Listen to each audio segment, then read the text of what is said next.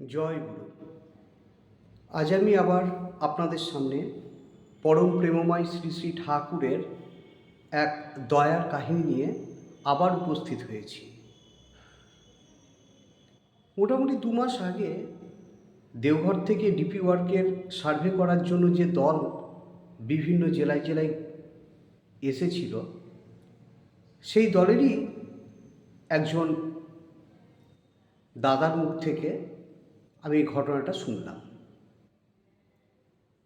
ওনার নামটা আমার মনে পড়ছে না, তবে বাড়ি বোধহয় আসানসোল এবং টাইটেলটা বোধহয় ব্যানার্জি। যাই হোক, এটা সারাংশটা হচ্ছে এই যে উনি বললেন যে পুরুলিয়ায় যখন ডিপি ওয়ার্কের কাজে ওনারা গেলেন, তখন একটা বাড়ি গিয়ে দরজায় যখন কড়া নাড়ছিলেন, তখন কড়া নাড়ার পর সেখান থেকে কেউ বেরিয়ে আসছিল না এবং অনেকক্ষণ চেষ্টার পর লাস্টে দেখা গেল কোনো একজন ভদ্রলোক বেরিয়ে এলেন বাড়ি থেকে এবং তাকে ভীষণই বিধ্বস্ত দেখাচ্ছিল, যেন মনে হচ্ছিল তার জীবনে একটা বড় কিছু ঝড় বয়ে গিয়েছে, কিছু একটা ঘটনা ঘটতে চলেছে। পরে তারা ঢোকা মাত্রই বললেন, আমরা ডিপি ওয়ার্কের কাজে এসেছি, আমরা আপনার গুরু ভাই, আপনার পাশে আছি, আপনার সমস্ত আপদ বিপদে আপনার পাশে দাঁড়ানোর জন্যই আমরা আছি। তখন উনি হাউ হাউ করে কাঁদতে শুরু করলেন এবং উনি বলে বসলেন, আপনারা যদি আর কিছুক্ষণ দেরি করতেন তাহলে আমাকে হয়তো আর পেতেন না, কারণ ওই যে দেখতে পাচ্ছেন ওখানে দড়ি, আমি দড়িটা বাজার থেকে কিনে নিয়ে এলাম, আমি সুইসাইড করছিলাম। ওনারা অবাক হয়ে গেলেন এবং ভেবে দেখুন ঠাকুর কীরকমভাবে মানুষকে রক্ষা করেন, তার শিষ্যদেরকে এইভাবেই তিনি সবসময় আগলে রাখেন।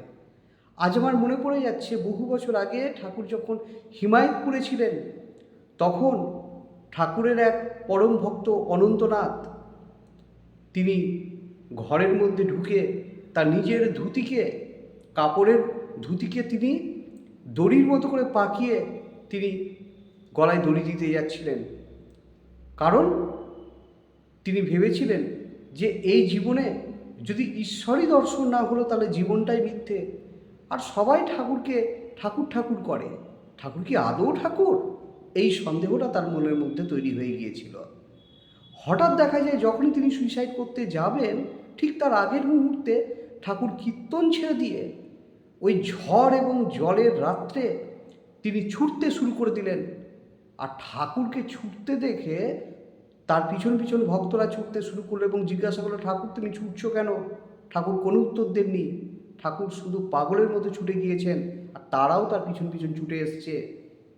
এবং লাস্টে অনন্তনাথের দরজায় গিয়ে ঠাকুর ঠকঠক করে কড়া নাড়ছেন আর চিৎকার করে যাচ্ছেন আর বলছেন, অনন্ত দরজা খোল, দরজা খোল, আমি এসেছি, আমি এসেছি, আমাকে দরজা খোল। আমি বৃষ্টিতে সম্পূর্ণ ভিজে গেলাম। ঠাকুরের গলা শুনে অনন্তনাথ তখন দরজা খুললেন এবং ঠাকুর বললেন, তুই ভগবানকে খুঁজছিস? ভগবান তোর সঙ্গে সঙ্গেই ঘুরছে, তাও তাকে বুঝতে পারলি না? ভেবে দেখুন, ঠাকুর একদিন সশরীরে হিমায়তপুরে রক্ষা করেছিলেন অনন্তনাথকে, আজ হয়তো ঠাকুর সশরীরে রক্ষা করলেন না, কিন্তু ঠাকুর তার দয়া কিন্তু একই রকমভাবে করে চলেছেন, তার লীলা এইভাবেই দেখিয়ে চলেছেন, কিন্তু অন্যের মাধ্যমে। তাই ডিপি ওয়ার্কের সেই সকল কর্মীদেরকে পাঠিয়ে দিয়েছিলেন আমাদের সেই গুরু ভাইকে, যিনি একাকিত্বের মধ্যে ভুগছিলেন, বিধ্বস্ত হয়ে গিয়েছিলেন জ্বালা যন্ত্রণায়, তার পাশে দাঁড়ানোর মতো লোকের দরকার, এবং তাকে তিনি এইভাবে সেভ করলেন। এটা একেবারে বাস্তব একটা ঘটনা। যাই হোক, আপনাদের যদি এই ভিডিও ভালো লাগে তাহলে নিশ্চয় ঠাকুরের এই দয়ার কাহিনী আপনারা সবার মধ্যে ছড়িয়ে দেবেন। ঠাকুরজি কি মহিমা অপার হে আপনারা নিজেরাও জানেন। এবং আমার এই ভিডিও যদি ভালো লাগে তাহলে সাবস্ক্রাইব করবেন, আর যদি ভালো না লাগে তাহলে করার কোনো প্রয়োজন নেই।